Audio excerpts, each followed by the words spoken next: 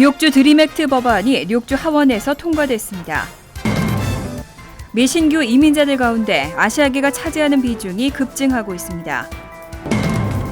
주택시장이 회복되고 여러 경제 여건도 개선됐지만 주택시장이 예전만 못하다는 푸념이 커지고 있습니다. 미국 가정의 가계부채가 꾸준한 증가세를 보이고 있습니다. 퀸즈 플러싱에서 아시안 여성을 겨냥한 소매치기 범죄가 기승을 부리고 있습니다. 이상은 이 시각 주요 뉴스입니다. 여러분 안녕하십니까? KBN 뉴스입니다. 뉴욕주 드림액트 법안이 뉴욕주 하원에서 통과됐습니다. 공화당의 거센 반대를 뚫고 이번에는 주 상원에서도 통과될 수 있을지 관심이 주목되고 있습니다. 뉴욕주 하원은 6일 본회의를 열고 드림액트 법안을 가결시킨 후 상원으로 넘겼습니다. 그동안 드림액트 법안은 2012년부터 2015년까지 4차례나 주 하원을 통과했지만 주 상원에서 번번이 공화당의 거센 반대로 통과되지 못했습니다.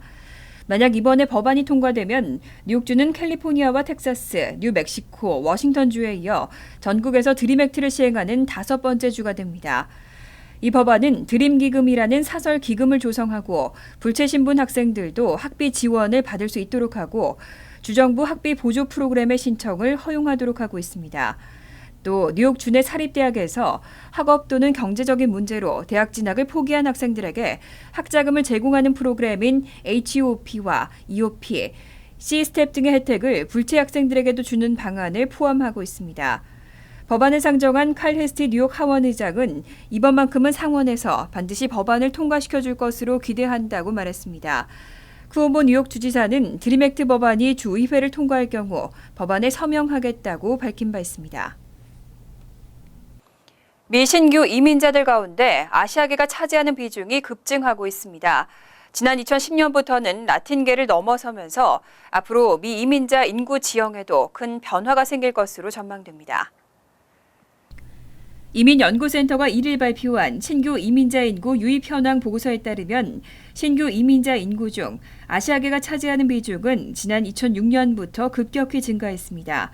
아시아계 신규 이민자는 이미 멕시코계 이민자 인구 유입 수준을 넘어섰고 지난 2010년에는 전체 라틴계 신규 이민자보다 더 많아졌습니다. 멕시코계는 그간 신규 이민자의 30% 이상을 차지해왔지만 경기 침체기였던 지난 2007년부터는 급격히 감소해 그 비중이 30% 미만으로 급락했습니다. 반면 20% 수준을 유지했던 아시아계 신규 이민자는 경기 침체기에 오히려 급증하면서 30%를 넘어섰습니다. 지난해 퓨 리서치 센터는 아시아계 이민자 유입이 급격히 증가하고 있다며 오는 2065년에는 아시아계가 전체 이민자 인구에서 차지하는 비중이 38%에 달해 31%로 예상되는 라틴계 이민자 인구보다 더 많아질 것이라고 전망했습니다. 주택시장이 회복되고 여러 경제 여건도 개선됐지만 부동산 에이전트들의 고충은 오히려 늘고 있다고 합니다. 주택시장이 예전만 못하다는 푸념이 커지고 있습니다. AP통신은 주택시장 회복에도 불구하고 극심한 매물 부족 현상에 에이전트 간 경쟁만 치열해지면서 에이전트들의 고충은 오히려 늘고 있다고 보도했습니다. 매물 품귀 현상 탓에 주택 거래가 쉽게 이뤄지지 않고 에이전트들의 경쟁만 가열되고 있는 상황입니다. 거래 실적 감소로 기존의 공격적인 확장 계획을 취소하고 보수적인 입장으로 전환하는 부동산 업체도 늘고 있습니다. 이런 현상의 원인으로는 주택 소유주들의 태도 변화가 가장 큰 원인으로 지목됩니다. 주택 가격이 급등하면서 주택 재구입에 어려움을 겪는 소유주들이 늘고 현재 보유주택의 순 자산이 충분히 쌓일 때까지 주택 처분을 미루는 소유주들이 많아졌다는 분석입니다. 또 불투명한 경제 전망에 주택 처분보다 주택 보유로 돌아선 소유주들도 상당수에 달하면서 매물 감소로 인한 에이전트들의 거래 실적 부진으로 경쟁만 가열되고 있는 것으로 나타났습니다. 미국 가정의 가계부채가 꾸준한 증가세를 보이고 있습니다. 크레딧카드 빚처럼 규모가 작은 부채는 줄어들었지만 주택 모기지와 학자금 부채 등이 늘면서 전반적인 가계부채는 늘었습니다. 뉴욕 연방준비은행이 최근 발표한 1분기 가계부채 동향에 따르면 지난 3월 말 기준 미국의 가계부채 총액은 12조 2,500억 달러로 나타났습니다. 지난해 4분기 12조 1,140억 달러보다 1,360억 달러, 1.1%가 더 늘어났습니다. 주택 모기지는 전분기보다 1,200억 달러, 1.5% 증가한 8조 3,700억 달러로 전체의 68.3%에 달했고 학자금 융자가 290억 달러, 2.4% 늘어난 1조 2,600억 달러, 10.3%로 조사됐습니다. 그 밖에 자동차 융자가 70억 달러, 0.7% 많아진 1조 700억 달러로 8.7%를 차지했습니다. 가계부채는 2013년 2분기에 11조 1,500억 달러까지 떨어졌다가 다시 11분기째 오르고 있습니다. 보고서에 따르면 크레딧카드 빚이 전분기보다 210억 달러 줄면서 7,120억 달러, 전체의 6%를 기록하고 홈 에퀴티론이 20억 달러 줄어든 4,850억 달러, 전체의 4%로 나타나는 등 규모가 작은 가계부채는 줄어들었습니다. 반면 규모가 큰 주택 모기지와 학자금, 자동차 융자가 계속 증가하면서 전체적인 부채가 늘어난 것으로 풀이됩니다. 퀸즈 플러싱에서 아시안 여성들을 겨냥한 소매치기 범죄가 기승을 부리고 있습니다. 특히 일부러 몸을 부딪히는 사람이 있다면 각별히 주의를 하셔야겠습니다. 주디 해리슨 백구경찰서장은 최근 플러싱 지역에서 아시안 여성의 가방을 노린 소매치기가 활개를 치고 있다면서 소매치기는 방심하는 사이 언제 어디서나 일어날 수 있는 만큼 항상 유의하라고 당부했습니다. 주요 소매치기 대상은 메인스트리트과 루즈벨트 애비뉴 등 가방을 메고 대로를 걷는 아시안 여성들과 대형 슈퍼마켓과 백화점 등에서 물건을 구입하는 여성 쇼핑객입니다. 이와 관련해 백구경찰서 관계자는 소매치기는 당하고 나서 늦게 알아차리는 경우가 많은 만큼 범죄자 검거가 어렵다며 붐비는 곳에서는 늘 귀중품에 대한 주의를 기울여야 한다고 밝혔습니다. 또 일부러 부딪히는 사람은 의심하고 되도록 적은 양의 현금만을 소지하고 다니거나 지갑을 항상 손이나 몸에 밀착시키고 낯선 사람의 접근엔 경계를 늦추지 말라고 당부했습니다. 미 경제 전문지 포브스가 2016년 세계에서 가장 영향력 있는 여성 100명을 선정했습니다. 1위에는 앙겔라 메르켈 독일 총리가 6년 연속으로 올랐고 2위는 힐러리 클린턴 전 국무장관이 선정됐습니다. 미 경제 전문지 포브스는 6일 2016년 가장 영향력 있는 100명의 여성을 발표했습니다. 1위에는 6년 연속으로 메르켈 총리가 올랐습니다. 매체는 메르켈 총리가 그리스와 스페인 등 유럽연합 회원국뿐만 아니라 독일 국민까지 잘 설득하고 있다면서 유럽연합의 경제적, 정치적 위협을 견뎌낼 수 있는 지도자가 바로 메르켈 총리라고 평가했습니다. 그 뒤로 2위는 미 대통령 선거 민주당 후보로 확정된 힐러리 클린턴 전 국무장관이 선정됐습니다. 포브스는 뉴욕주에서 처음으로 여성 상원 의원이 됐던 클린턴 전 장관이 대통령 선거에서도 가장 멀리까지 나아간 여성이라고 소개했습니다. 그 밖에 미 연방준비제도의 제닛 옐런 의장과 마이크로소프트의 창업자 빌 게이츠의 부인인 멜린다 게이츠, 메리베라 제너럴모터스 최고 경영자가 각각 3위에서 5위에 올랐습니다. 한편 박근혜 대통령은 지난해보다 한 계단 밀린 12위로 평가됐습니다. 포브스는 박 대통령이 북한의 핵무기 실험에 반대하는 확고한 입장을 유지해 강대국의 지지를 끌어냈다고 평가했습니다. 뉴욕시에서는 출생한 성과 관계없이 자신이 선택한 성에 맞는 화장실을 이용할 수 있습니다. 뉴욕시가 전국 최초로 성소수자의 화장실 권리 장전을 홍보하고 있습니다. 뉴욕시가 출생 성별에 관계없이 자신이 선택한 성에 맞는 화장실 이용 권리를 알리는 한국어 홍보 캠페인 BONYC를 전개합니다. 7개 언어로 제공되는 다국어 캠페인으로 이른바 성소수자 화장실 권리장전 홍보로는 전국에서 최초입니다.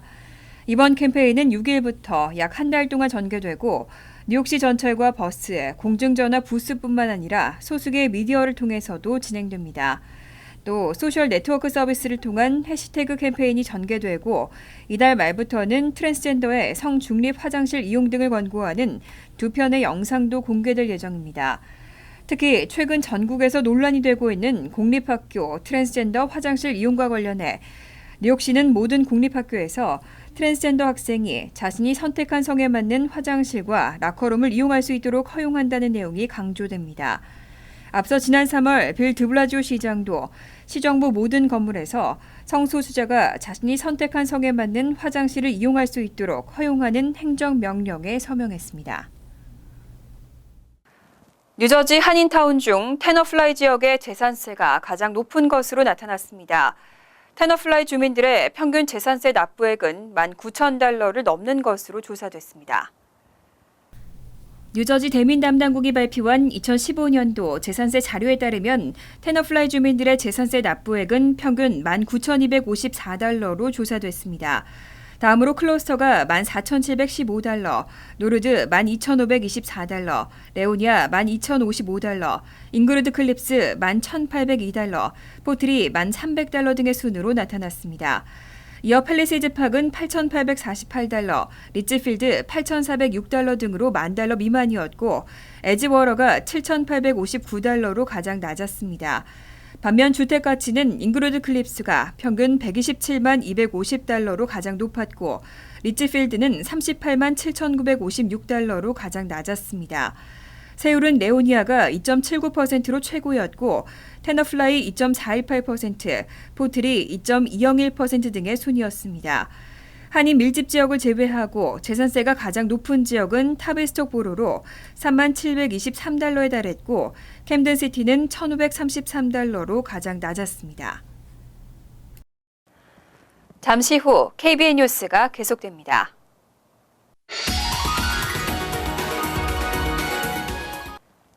이어서 LA 지역 한인사회 소식입니다. 플러턴시 의회가 지역구 선거제 도입을 위한 선거구 획정 최종안을 확정합니다. 한인 유권자들이 많이 거주하는 지역이 선거구로 획정되면 미래 한인 시의원 배출도 더 쉬워질 것이라는 분석입니다. 김정근 기자가 보도합니다. 플러턴시가 선거구 최종 획정안을 결정합니다. 시 당국은 내일 열리는 시의회 미팅에서 마지막으로 주민들의 의견을 수렴하게 되며 최종안의 선정 표결을 실시할 예정입니다. 지난해 10월부터 현재까지 주민들이 작성해 제출한 획정안은 총 14개.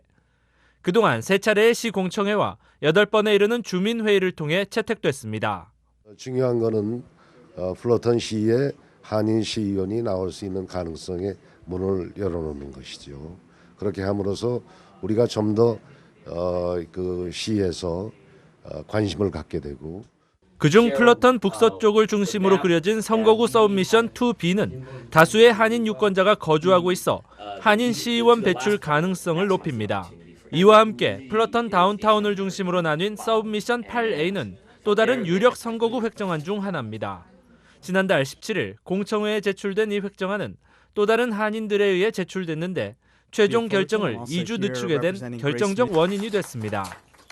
It is important that we have some connection to the district. Every district has a connection to the downtown at the same time. You have connection to their own communities. 시 측은 최종 결정된 선거구 획정안을 오는 11월 대통령 선거 때 주민투표에 회부할 예정입니다. 지역구별 선거제 도입과 선거구 획정 최종안이 모두 통과되면 2018년부터 플러턴 시의원 선거는 지역구 거주 후보를 해당 지역구 유권자가 뽑게 될 전망입니다. MBC 뉴스 김정균입니다. 월드리포트입니다. 드론의 활용 범위가 점점 넓어지고 있습니다. 최근 세계 곳곳에서는 드론 낚시에 도전하는 사람들이 늘고 있는데요. 물 위에 미끼를 매단 드론을 띄워서 물고기를 잡는 방식입니다. 미국 캔자스주의 한 호수. 낚시를 하러 온 남성이 보이는데 낚싯대 대신 드론을 조종하고 있습니다. My drone's already flying. I have a float attached to it. And a little bit beyond that, there's a fishing hook with a worm on it. Let's go fishing. 드론으로 물고기를 잡는 게 가능할까요? 낚싯줄을 매단 드론이 호수 위에서 미끼를 던집니다. 10분 정도 기다리자 슬슬 입질이 오기 시작합니다. Are we gonna bite? There's a bite. There's a bite. Strike. Oh! Fish on. 정말로 드론에 달린 낚싯줄에 손바닥만한 물고기가 끌려 나옵니다. Yeah! And that is the first ever fish caught with a drone. 비록 크기는 작지만 드론으로 느낀 손맛은 월척을 낚았을 때 못지않은 것 같습니다. 호주 뉴사우스웨일즈 해변에선 두 청년이 드론으로 참치잡이에 나섰습니다. 미끼를 단 낚싯줄을 드론과 낚싯대 이중으로 연결한 뒤 드론을 날립니다. 해변에서 먼 곳에 있는 고기는 배를 타지 않으면 잡을 수 없지만 드론으로 미끼를 던지면 문제가 해결됩니다. 드론이 참치대를 발견하고 미끼를 던지자 참치 한 마리가 미끼를 덥석 뭅니다. 낚싯대를 들고 있던 청년은 힘껏 낚싯줄을 감아 올리고 힘겨운 줄다리기 끝에 거대한 참치 한 마리가 해변으로 끌려 나옵니다. 드론을 이용해 참치를 낚은 청년들은 배를 타고 멀리 나갈 여건이 안 되는 사람들에게 드론 낚시는 제격이라고 말했습니다. 하지만 드론은 소음이 심해 물고기떼를 쫓아낼 가능성이 크고 힘이 부족해 큰 물고기를 직접 낚는 데는 한계가 있다는 게 전문가들의 설명입니다. 간추린 소식입니다. 스키나 스노보드를 타는 어린이들은 앞으로 헬멧 착용이 의무화됩니다. 뉴욕주 상원은 지난 3일 스키 헬멧 착용 의무화 법안을 가결시키고 주 하원으로 넘겼습니다. 이 법안은 뉴욕주에 위치한 스키장에서 스키나 스노보드를 타는 14세 미만 어린이들에게 반드시 헬멧을 착용하도록 하고 있습니다. 위반할 경우 함께 있던 부모나 보호자에게 $50의 벌금이 부과됩니다. 지난해 11월 룸메이트를 칼로 찌른 혐의로 재판을 받아온 한인 최모 씨가 지난 3일 열린 대배심에서 정당방위로 무죄 판결을 받았습니다. 검찰에 따르면 최 씨는 사건 당시 3개월 전 복부 부분에 수술을 받은 상태였지만 당시 룸메이트 남성이 생명에 위협을 가하는 행동을 저질러 칼을 휘둘렀습니다. 살인 미수 혐의로 체포된 최 씨는 $100만 보석금을 책정받고 구치소에 수감됐었습니다. 276마리의 개를 집안에서 키우다 적발되는 사건이 발생했습니다. 사건은 뉴저지주 몬마우스 카운티 호엘타운에 거주하는 찰린 핸드릭스와 요셉 핸드릭스 부부를 주민들이 동물보호단체에 제보하면서 알려지게 됐습니다. 동물보호단체가 집안을 확인한 결과 집안 전체가 개 배설물로 뒤덮여 있었고 악취가 났습니다. 동물보호단체는 주 검찰에 보고하고 부부의 처벌 여부를 논의하고 있습니다. 110일 경찰서장이 트위터를 통해 거리 낙서범을 신고하는 사람에게 $500를 지급한다고 밝혔습니다. 뉴욕시경은 낙서로 뉴욕 시내 미관을 해치는 자들을 신고하는 시민 제보자에게 $500의 포상금을 수여하고 있습니다. 또한 건물 및 거리 낙서와 기물 파손자 등을 체포하는 데 결정적인 정보를 제공한 제보자에게도 포상금을 지급합니다. 환율과 증권 소식입니다.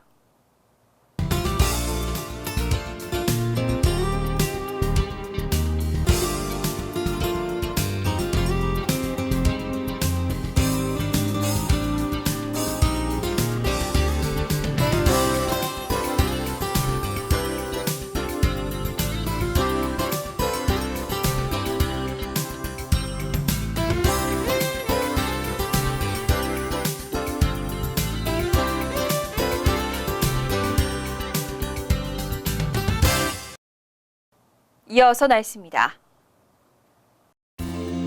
수요일은 천둥 번개나 소나기가 예상되고 바람이 불면서 기온도 떨어지겠습니다. 낮 최고 기온은 68도, 섭씨 20도, 밤 최저 기온은 53도, 섭씨 12도로 예상됩니다.